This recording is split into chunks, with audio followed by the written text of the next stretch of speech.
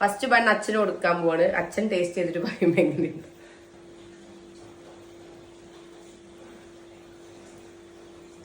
Super, രസമുണ്ടോ? അടിപൊളി.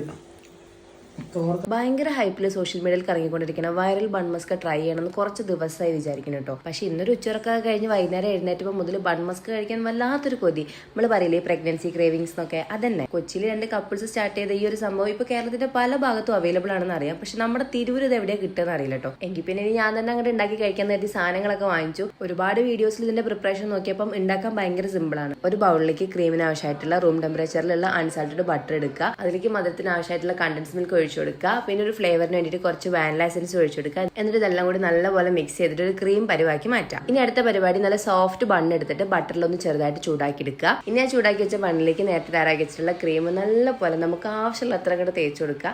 എന്നിട്ട് അങ്ങോട്ട് കഴിക്കുക. ഓരോ ബൈറ്റ് എടുക്കുമ്പോഴും ഉണ്ടല്ലോ അടിപൊളി.